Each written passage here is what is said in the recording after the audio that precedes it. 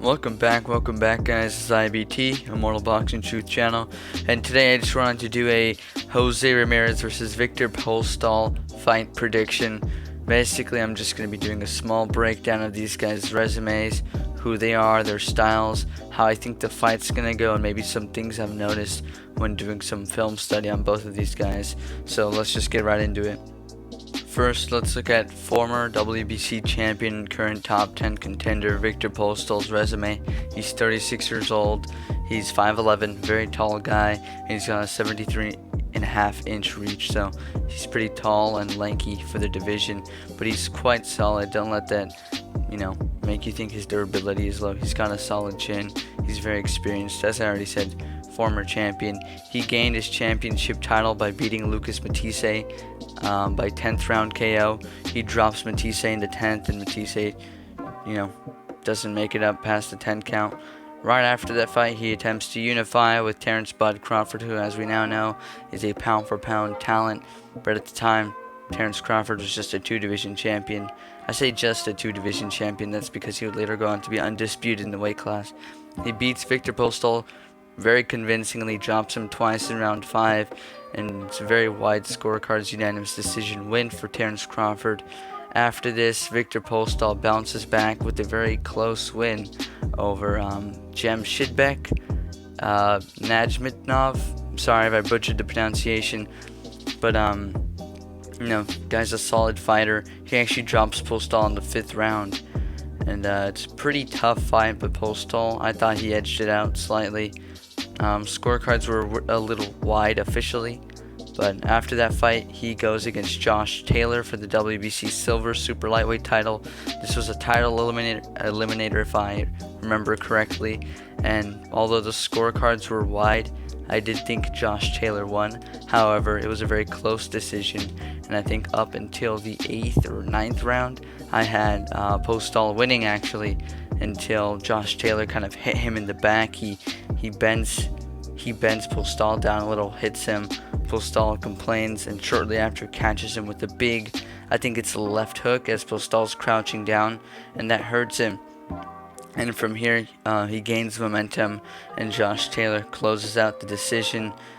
We're going to talk about that fight a little bit later. He has 2 more fights. His last fight with Muhammad Mimoun, and now he's going to be challenging Jose Carlos Ramirez for the unified WBC and WBO lightweight titles. Next, let's move on to Jose Ramirez. Like I was saying, he's got quite a solid resume himself. He's 5'10" with a 72.5-inch reach, so Postol will have a 1-inch reach and height advantage over Jose Ramirez. He captures his WBC title off of a vacant title match with Amir Imam. Amir Imam, solid guy. He's got a good skill set. Scorecards were a little weird on this one. However, I thought that Jose Ramirez won around a 117 or 116 to 112. Convincing win. However, Imam was competitive in parts. Then he fights undefeated top 3 opponent Antonio Orozco. Orozco, solid guy in his own right, but Ramirez really just dominates him the whole fight.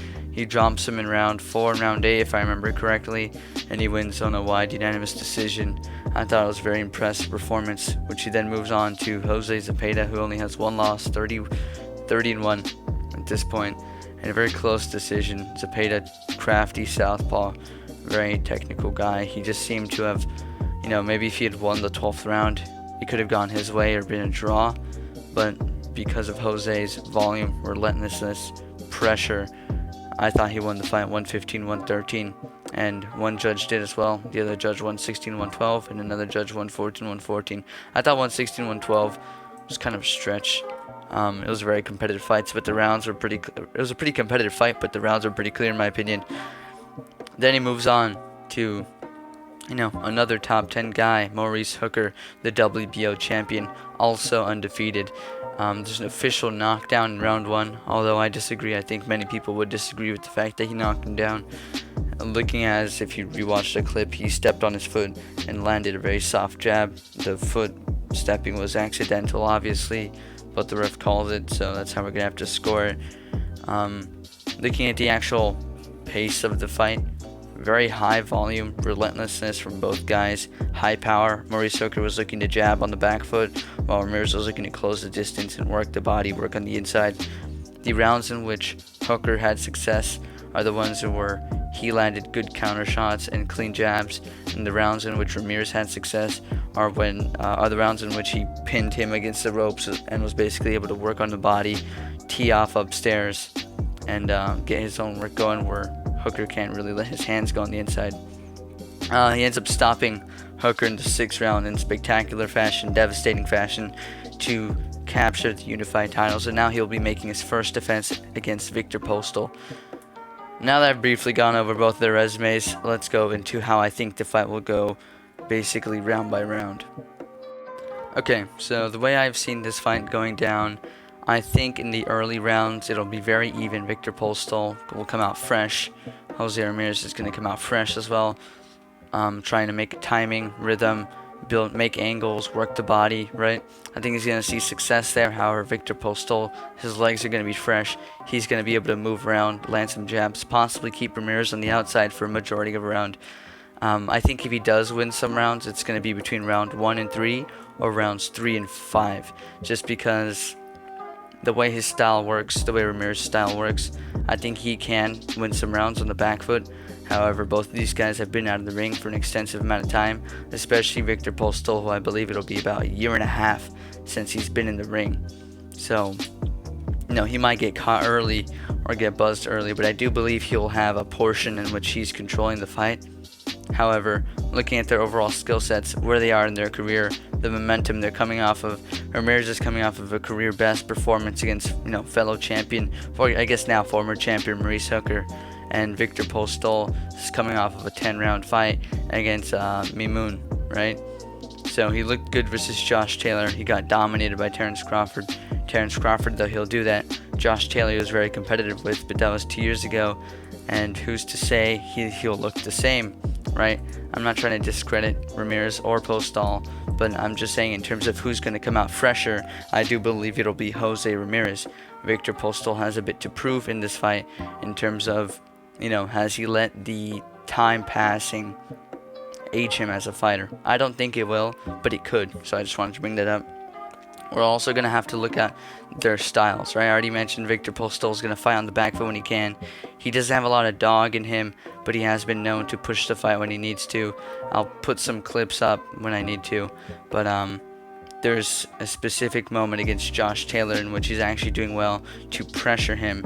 He's using his jab, he's using his combinations to push Josh Taylor back as he's trying to get on the inside.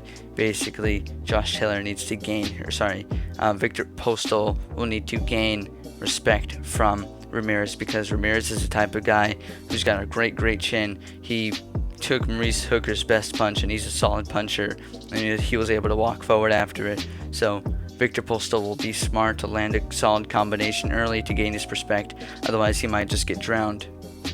One thing I do feel is important to note is, although I mentioned earlier that Maurice Hooker saw most of his success while jabbing on the back foot and landing right-hand counters against Jose Ramirez, there were actually points in the fight in which I felt Jose Ramirez was able to out-jab Maurice Hooker. As you can see in this clip I'll put on screen right now, Ramirez is doing well to block Hooker's shots as he's going in, slipping some shots, and landing jabs of his own.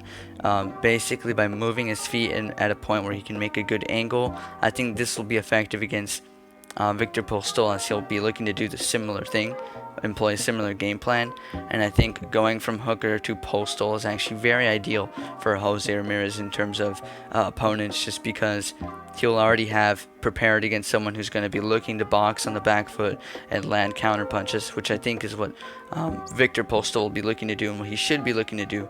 The only issue is Ramirez is evolving as a fighter. First under Freddie Roach, we saw him improve, and then we've seen him improve even more under the tutelage of Robert Garcia with this timing, footwork, offense. So that's something I thought was worth bringing up. Again, you can just look at this clip here that I put on screen, and you'll see the way he's closing the distance, exiting the mid-range, going back to the mid-range, landing some jabs when Hooker doesn't expect it, and blocking punches as Hooker is trying to land. So this isn't some guy who's just going to be there to get hit and have a war every single fight. He's actually a fighter with good IQ, and Viktor Postol is going to have to recognize that and make the proper adaptations, gain his respect early, and find a way to move on the back foot and box for all 12 rounds. The only issue with Viktor Postol having to box for all 12 rounds is I don't know if he has the stamina to do so. I'll put another clip on screen now. Ramirez versus Hooker, one thing he was really good at when he was setting up those jabs and landing them is landing a strong hook or straight to the body after. This one is a particular example in which he jabs to Hooker's head, and either it lands or he'll block, and if he blocks it, he quickly turns that jab into a left hook to the body, and as you know, those will build up, those will take your legs out. That is what will make Viktor Postol, his legs wear out. That's what will make him look old. If he wants to stop this guy from moving around, boxing, using lateral movement, landing good counter punches, he's going to have to keep him stationary. And I think the best way to do that will be working on Viktor Postol's body. And I'll put another clip right now.